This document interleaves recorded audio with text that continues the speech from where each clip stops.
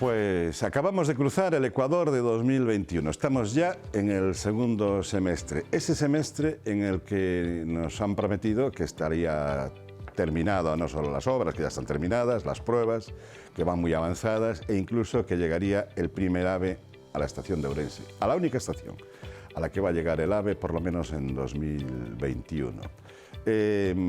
Bueno, parece que las cosas ahora se van cumpliendo.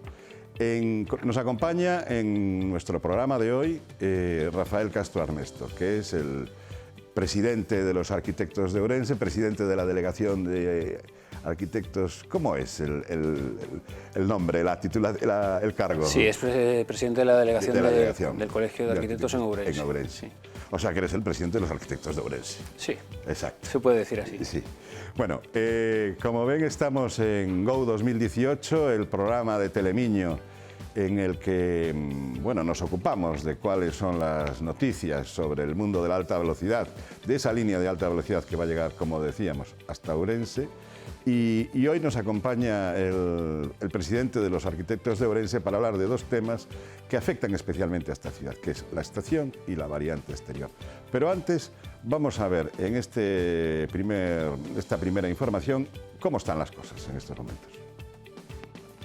Los equipos técnicos de la DIF siguen con las pruebas de evaluación de los 103 kilómetros de línea de alta velocidad entre los cambiadores de ancho de Pedralba de la Pradería y Taboadela. Además del paso de los trenes laboratorio, realizando auscultaciones, se trabaja en las pruebas del Sistema de Gestión Integral de Tráfico Ferroviario, el RTMS, en nivel 2, que también se implantará en todos los tramos de enlace, como es el ramal de 2 kilómetros desde el cambiador hasta la estación de Taboadela y el corredor de ancho mixto desde esa estación, la de Taboadela, hasta la estación de Ourense, un tramo de casi 15 kilómetros. En este tercer trimestre de 2021 está previsto que todas las pruebas queden concluidas, de manera que, a partir de entonces, se pueda realizar la formación de maquinistas y entregar la documentación a la Agencia Estatal de Seguridad Ferroviaria, con el fin de que autorice la apertura de la línea. Renfe cuenta con disponer de ella en el cuarto trimestre e inaugurar el servicio de alta velocidad entre Ourense y Madrid en diciembre de este 2021. En paralelo, hay todavía pequeñas obras por realizar. La primera en la estación de Otero de Sanabria. Se trata de la rotonda de comunicación del vial de la estación con la carretera nacional 525, la que vemos pasar desde Ourense, y que atraviesa la comarca sanabresa, y cuenta además con un acceso muy próximo a la A52, la autovía de las Rías Bajas. Recientemente ha vuelto a salir a licitación esa rotonda, que ya había sido adjudicada en agosto del año pasado, pero la empresa adjudicataria no se llegó a presentar al acta de replanteo o inicio de obras. Adif recurrió a una fórmula provisional, habilitando la pista de acceso de los camiones desde la Nacional 525 para conectar esta carretera con la estación para uso de los viajeros. La estación de Otero, que tendría que haber iniciado su servicio al público en diciembre del año pasado, está previsto que comience a operar con parada de trenes este verano, si bien todavía no hay una fecha concreta para ello. Del mismo modo, también está previsto que se concluyan los últimos detalles y trámites para la entrega de la estación de Agudiña Porta de Galicia a la DIF en las próximas semanas, de manera que el administrador de las infraestructuras ferroviarias realice las pruebas de los sistemas de comunicación y gestión de la estación con el Centro de Control de Tráfico centralizado y se solicite de la Agencia Estatal de Seguridad Ferroviaria la autorización de entrada en servicio. Bueno, Rafael, tú habías estado con nosotros cuando en febrero de 2020, es decir, cuando solo llevaba 55 días de retraso la llegada del AVE a Ourense, y ahora llevamos 559, es decir, han pasado más de 500 días. Entonces hablábamos de la estación, había un impasse en el que se planteaba, vosotros planteabais, además de otros colectivos, que había posibilidad de modificar un proyecto de actuación en la estación que dañaba seriamente el entorno, ¿no? Pues no es que no lo dañase, pero sí evitaba que se resolviesen viejas heridas. En estos 500 días hemos logrado avanzar algo, se ha conseguido sacar algo o de la DIF o del Ministerio para que se mejorase aquel proyecto. Pues la verdad es que poco se ha avanzado. Son 500 días, pero realmente parece mucho más, ¿no? Sí. Porque hablamos de febrero del 2020. Sí, antes de la pandemia. Y fue justo antes de la pandemia, efectivamente. Hoy nos planteábamos la entrevista si podía ser con mascarilla o sin ella, y de aquellas no sabíamos ni que existían las mascarillas. Es verdad. ¿No? Y era un momento en el que teníamos... había varios colectivos que estaban consiguiendo movilizar a la ciudadanía para tratar de mejorar el proyecto de estación que se pretende hacer en la ciudad. En cambio, la pandemia ha hecho que toda esa movilización y todo ese empuje que teníamos en ese momento se viniera un poquito abajo, ¿no? Claro. Pero eso no quita que el objetivo sigue estando ahí, y seguimos, muchos colectivos seguimos pendientes de que el proyecto se modifique y vuelva a la idea original de la estación que necesitamos para resolver, efectivamente, como decías, este proyecto que se pretende licitar no resuelve la trama urbana de la zona del puente, claro. No resuelve las viejas heridas que generaron la estación antigua. Eso te iba a preguntar, un poco por refrescarle a nuestros espectadores, ¿cuáles son las principales debilidades o defectos o inconvenientes de este proyecto, el que está todavía ahí en el limbo, pero no sé, pendiente de licitar? ¿O son varias, ¿no? Pero la fundamental es que no consigue resolver urbanísticamente ninguno de los problemas que ahora mismo existen en el barrio del puente, ¿no? Del puente y del 21. Y cuando estamos acometiendo una obra de una importancia tan grande, creo que es fundamental entender el proyecto dentro de la trama urbana, ¿no? Claro. No solo agarrar y hacer un edificio al que llegue un tren y olvidarse del entorno, porque el edificio tiene una importancia suprema al nivel de que pretendemos que sea la entrada, por así decir, de nuestra ciudad, para toda la gente que nos visite por temas de trabajo y por otros motivos, y de hecho que sea una puerta también para los propios ourensanos para moverse por el país. Entonces eso va a generar unos flujos y unos movimientos urbanos que hasta ahora probablemente no existían, ¿no? Y en cambio el proyecto no resuelve absolutamente ningún parámetro urbanístico.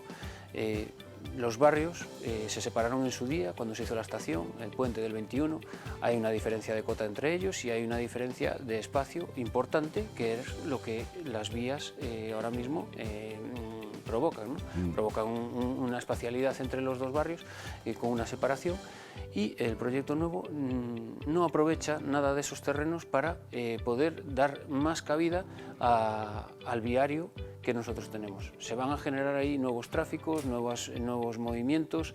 Ya tenemos la estación de autobuses colocada al lado de la de trenes, tenemos nuevo flujo de tráfico, y en cambio el viario continúa siendo el mismo. El nuevo proyecto el proyecto existente no da solución de ningún tipo a estos tráficos, a estos nuevos tráficos.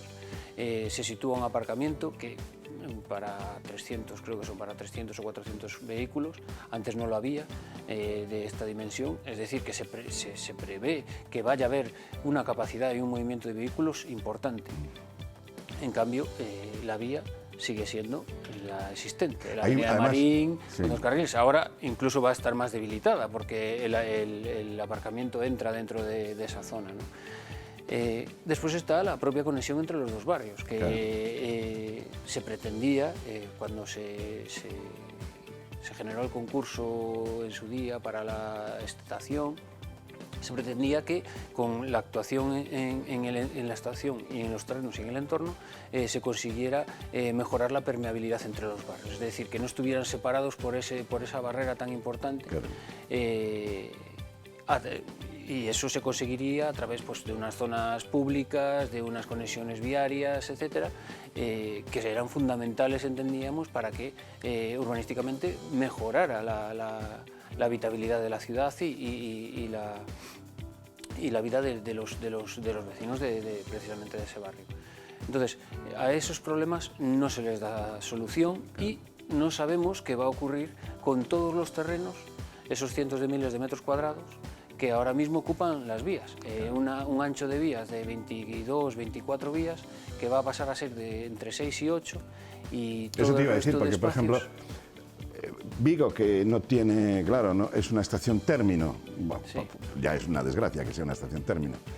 Tenía antes una estación con muchísimas vías y ahora la han hecho de 6 vías, quiero Claro. decir que es... Es que no necesita más. Y en el caso de Ourense, y en Vigo puede que a lo mejor no, porque al ser, bueno, sí estaría bien 6 vías si fuese pasante, como es el caso de Ourense. Pero está claro que a Ourense le sobran 16 o, Sí, o o más, 18. o 18 vías. Sí, ¿no? sí, fácil. Sí, en la zona más ancha le sobran todas esas vías. Y siguen sobrando. Vosotros No- planteabais además que la estación se retranquease hacia, no sé si es el este, bueno, hacia el río norte. Arnoya. Hacia el Sí, norte. hacia Río Arnoya.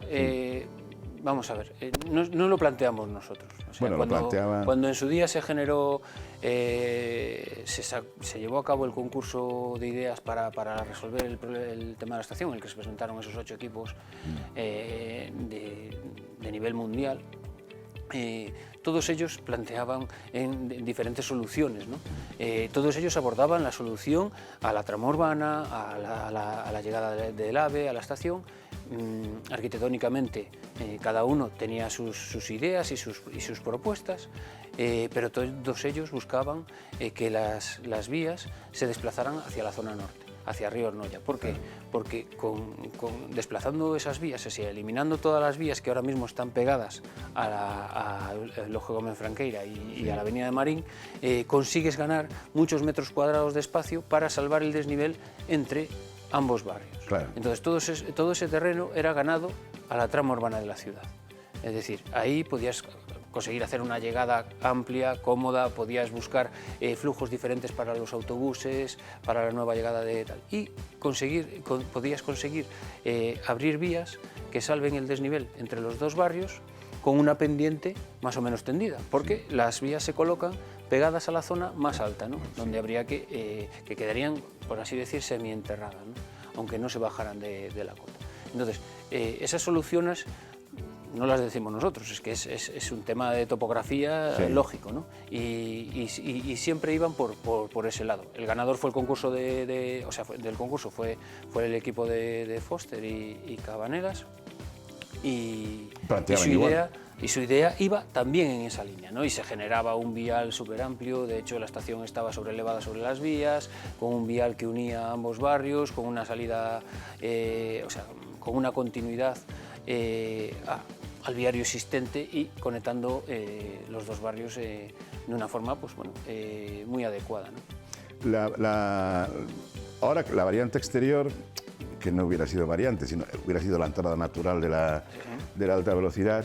Además, prácticamente estaba pidiendo porque viene por la... Que el trazado sea, claro... Viene por esa zona. Viene por la zona de Piliquín, sí. Entra por la zona de Piliquín y, bueno, hace el giro y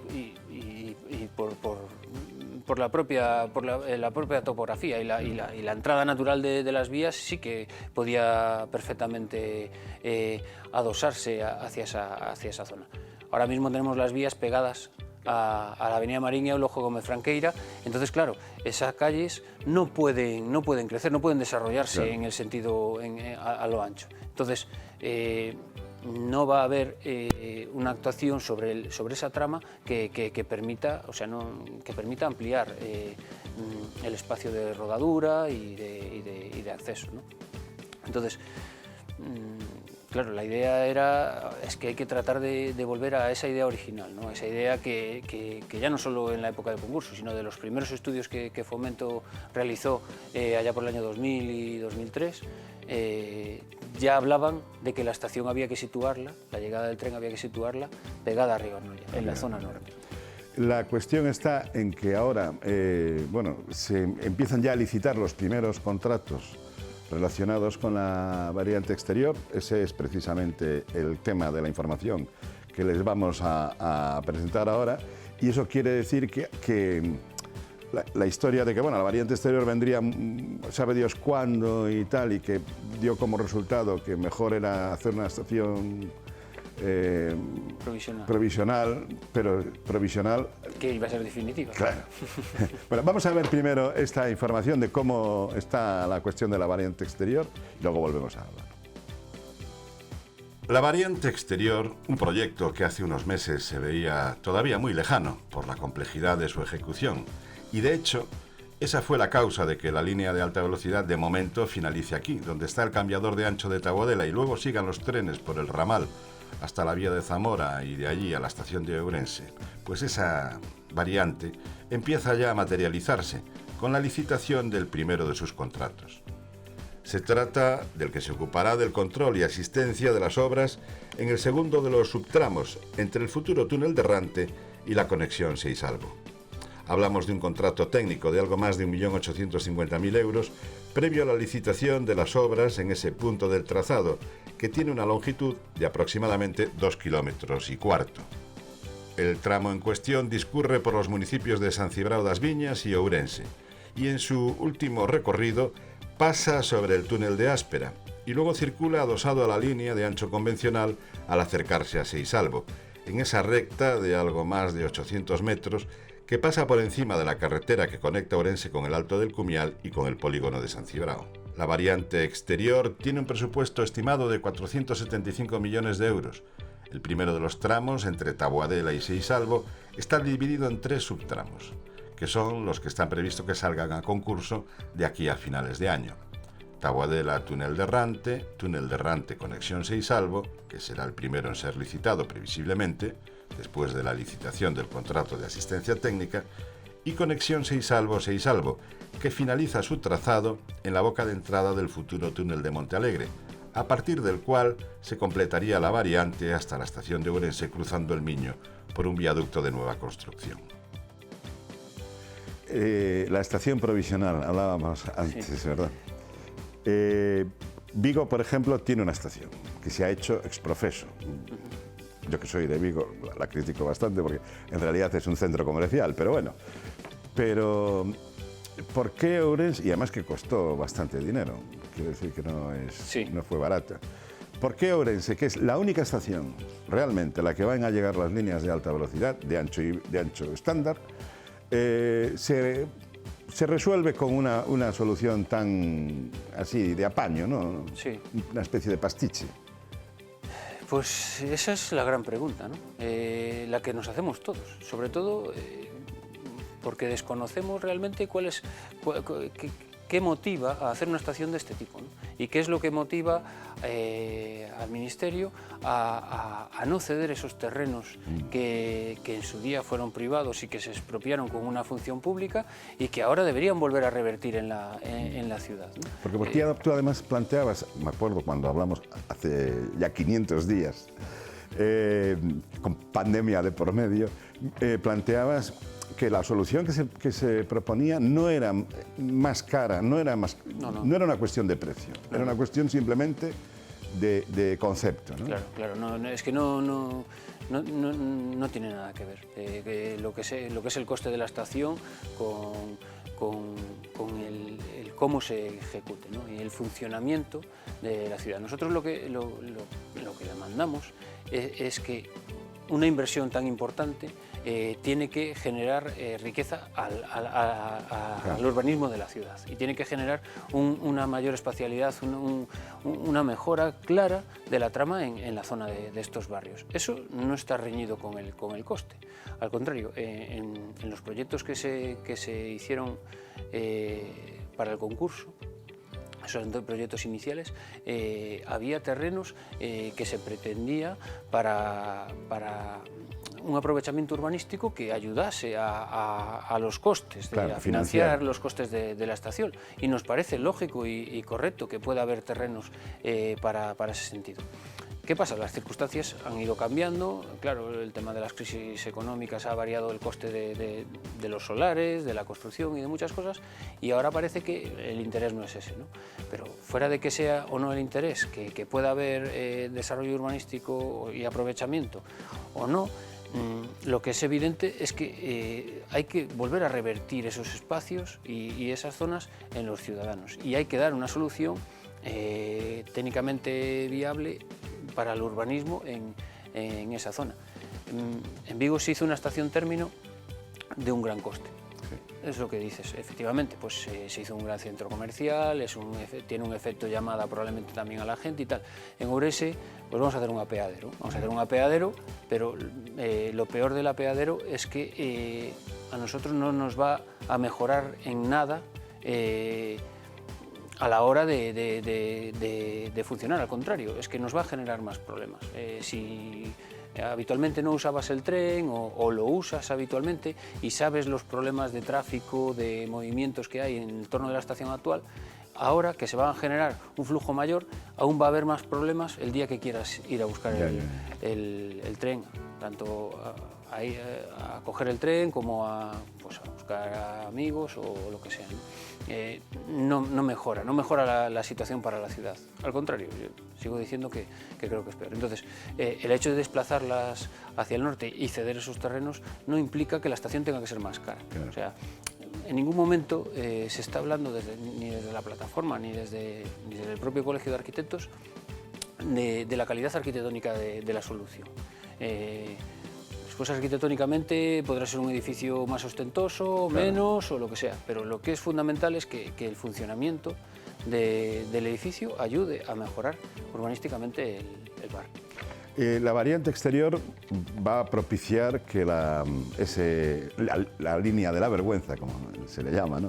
Esos, por lo menos 7 kilómetros que hay desde la estación de Ourense, aquí en Aponte, hasta Seisalvo, porque luego hay un tramo que va paralelo a la nueva variante, ese tramo quede liberado. ¿Vosotros os habéis planteado alternativas, por ejemplo, para utilizar ese espacio, pues no sé, utilizarlo o seguir utilizándolo como un elemento de comunicación ferroviaria, yo que sé, una línea de cercanías, o un paseo? ¿Qué tipo de opciones habéis planteado vosotros? O si os habéis planteado algunas.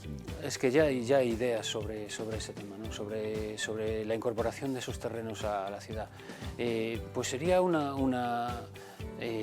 puede ser un gran cinturón verde e incluso de comunicación, porque piensa que el tren va plano prácticamente, con unas pendientes mínimas. Entonces sí que podría ser un eje de comunicación por la ciudad, más a nivel de la movilidad peatonal y la movilidad urbana.